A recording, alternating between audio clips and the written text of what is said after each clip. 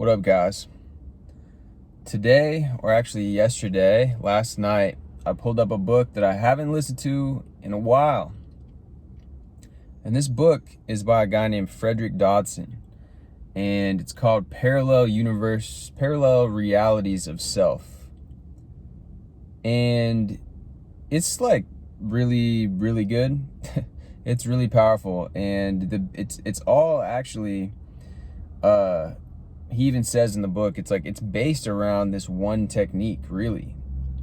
But the whole entirety of the book, which is long, it's like a 12-hour long book, is pretty much him explaining all these different examples of how he's used it in his own life and kind of just convincing the mind, the questioning mind, of the validity of like the things that he talks about in the book. But anyway, yeah, when I first read this book, I was actually manifesting a video shoot, and I actually manifested this influencer, this girl who has like over 200,000 followers. I simply just sent her my song and the idea for the video and why I thought that she would be a good fit for it, and she was down. She ended up FaceTiming me while I was at this like music meetup thing, and we talked, and she was like, yeah, she was all cool and everything. She came to the place. I rented out this studio and everything. It was like a photography, it was like a vibe, it was like a 70s like vibe in there. And I had the whole thing done and directed the whole thing. Let me know in the comments if you guys want to see that, and I'll drop it on YouTube. I've just been like not dropping it because for whatever reason, my own insecurities and my own whatever. But anyways, excuses, right?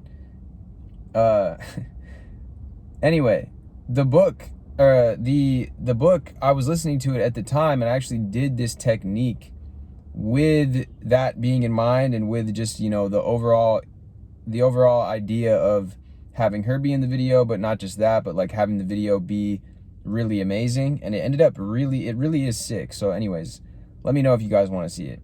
But yeah, the pure technique, the technique that is in this book is what he calls it, is the pure technique. And it's very, very similar. It's very similar to the stuff that Neville Goddard does. It's very similar. I actually have a book called I Can Make You Confident by a guy named Paul McKenna, who's a hypnotist. And he actually guides you through this meditative process, which is very much, again, it's almost the same. It's very similar to this technique. But let's go through the technique. So the first thing that you do is you decide a state and what it is that you want to be, do, or have. We've been talking a lot, and I know this is a common thing, so let's use the example of a relationship. You could also be an influencer. You could use it to be a model. You could use it to be a successful actor, author, being successful in your business, whatever. But we'll use the example of the relationship. So, and we'll do it from a guy's perspective. Since I'm a guy, that's what I'll do. But you can obviously change this up and tweak it however you want. So the first thing you do is you let go of all thoughts. You let go of all your thoughts, thinking, and anything that any concerns, any issues. It's the same thing that that Joseph Gallenberger does in his meditation, the liquid luck. Also, let go of all of it. Sit in silence and just allow the current moment to be as it is. Do not fight. Do not offer resistance. Try to be in a state of well-being as much as you possibly can. This, again, we talk about this on the channel here. Relaxation is the prerequisite to manifesting. That's essentially what he's saying. Be relaxed. Be in a state of relaxation. Truly relaxed. And once you've allowed and your breath is now flowing, unabated, now you bring this into mind, this conception of this relationship that you want to have. So now you think of yourself, or you allow yourself to see yourself now. So you're looking at yourself in the third person of the version of yourself that is in this relationship. So now for this example, I mean, this could involve all these different scenes now, but the thing is, you're not exerting effort. And that's a good distinction that he puts into this, is that we're not trying to try and put effort into this visualization. It's more of a receiving and just kind of allow the scene to come into your mind. So for me, you know, as I was thinking about this, it's like I'm seeing myself, you know, the common thing couples do a lot of the time, obviously, you're just out doing your daily chores, doing your daily stuff. So let's say that you're at the grocery store. Imagine you're in your shopping cart, you're pushing it along, maybe you're leaning over the cart, and you see yourself and your girlfriend now, and she's picking out things. Maybe she's get specific with it, man. Like, do you want a girlfriend who is health conscious, who is aware of her health, of, you know, being the best that she can be? Maybe she's looking at the organic stuff. Maybe she's got the produce. Maybe you guys have a juicer. She's picking out the stuff that she wants to juice. Or maybe she has her own recipe in mind, and she is going around and picking out the things that she's taking notes on her phone of the things that she wants to make, because she wants to make a healthy meal for the two of you. So imagine that scene, and you can see yourself and see how you would be, and maybe you guys are, you know, whatever, you guys are just talking, and maybe you're excited for the meal that you're about to have, or the juice, or whatever it is that you're buying, trying out something new. Allow that scene to come up and really see it in detail, and experience the sounds, the sights. Maybe there's an announcement going on. Maybe, you know, you're smelling, you know, in the produce, you can see like the water droplets that sprays. Maybe you like push her into that or something and like it gets her wet, and she's all like, like, what are you doing? And yeah, I don't know, you know, like allow it to really become real and feel like the sensation of the produce on your hands. So that's one scene you could feel. Another one is like, another classic thing is, you know, staying in, watching a movie, and maybe you see yourself on the couch. There she is, she's come over and she's snuggled up, curled up into you, and you guys have a blanket.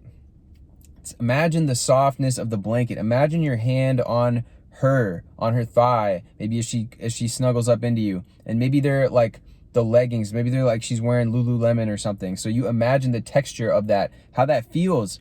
And I mean, right now we're doing the third person, but like eventually we're gonna transition into the embodying it.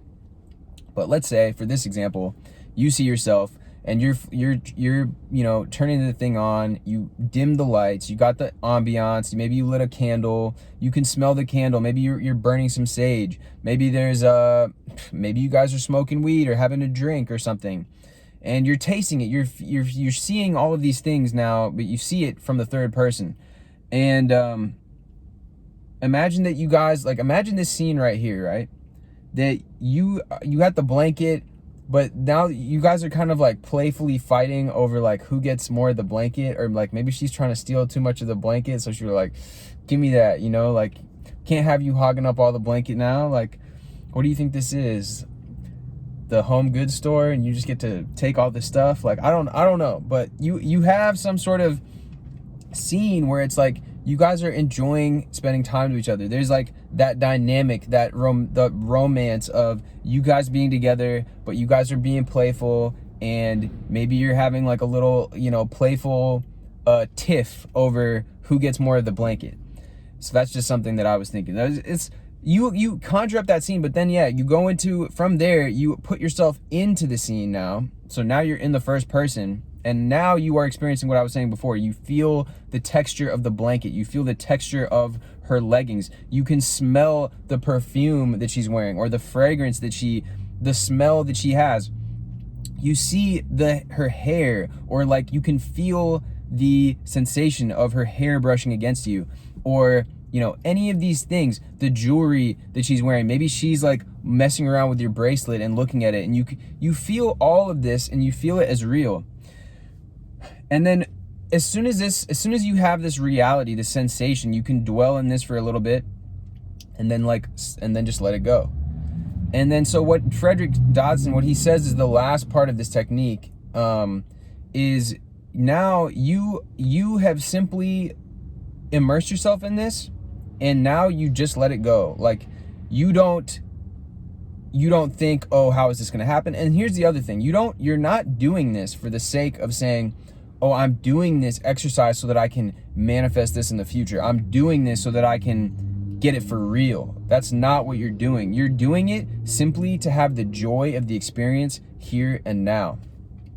And when you do that, and you've done it, you have just claimed it now. So now there is no, oh, like thinking about it and efforting and the stuff that is usually done or is very hard to not do, because you revert, instead of reverting back to this beingness of this isn't here, you simply are now, for the next days, weeks, and hours, weeks, days, and even months, you are now, this has already been done.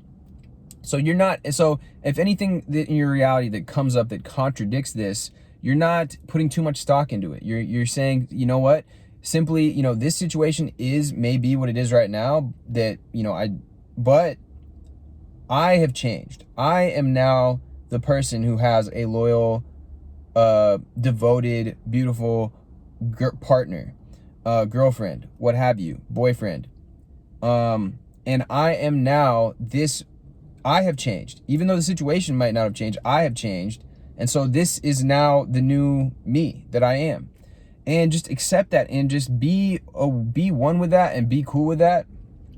And, and you could do this exercise again. You can do it for other things as well if you want. Like I said, you can do it for your position, your career, your money situation. It doesn't, obviously you can do this for whatever state that you want to be in. And that he mentions later at the end of the video, or the end of the technique, that this is called, that shamanic practices, they call it shape shifting, but it's simply the act of letting go of all resistance, entering into the state, and then dropping it.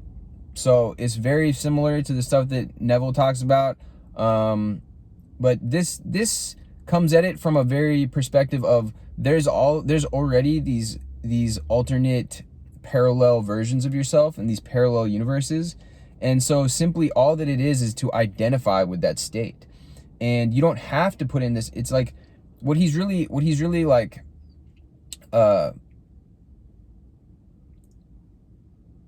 emphasizing is there's not this need to create something from scratch, or to put in this effort of, I need to visualize this, and but people get caught up with that. It's more like you're receiving this alternate version of yourself that is in a parallel reality. He talks about imagine all these different highways going off in these different directions, and there's infinite versions of you. There's a version of you where you are completely, filthy rich. There's a version of you where you're dirt poor. There's a version of you where you've been dirt poor and filthy rich. There's a version of you where you've been neither. There's a version of you where you've been, he goes on and describes like all of these different, infinite versions of you. And so if you are able, though, and you put your attention on this and you take your attention away from your dramas, your concerns, your daily this, I need to do this, I need to do that, it's really then becomes, it's like you're imprinting this. And that's what it's, again, common to Tufti, common to Neville, common to all of these people that we talk about. You're imprinting this new reality, and you're like letting go of this resistance that you carry around, this resistance of, I'm in my current reality, but I'm not satisfied with it, and blah, blah, blah, blah, blah. It's like, and that's what Abraham Hicks, I was just listening to her the other day, and she's saying the same stuff. It's like you have to come through it from this state of already feeling good and allow it, she says, in your vortex has to already be in a good place. You can't go to there from here, she says. You have to like be in a place of satisfaction. And so like I think that this technique is really good. Like I said, it's very similar to others, but I think that his take on it and his like the perspective that he offers with it is really valuable. I think that he's actually lesser known. he's not as well known as some of these other people, which is fine. You know, it's crazy that Neville Goddard just became so popular. I found out about him through a friend of mine who is definitely good at manifesting, and he told me about Neville back in 2016, and I'd never heard of him. And he was also very obscure at the time. Like, I hadn't really known, like, there wasn't much on YouTube about him or whatever.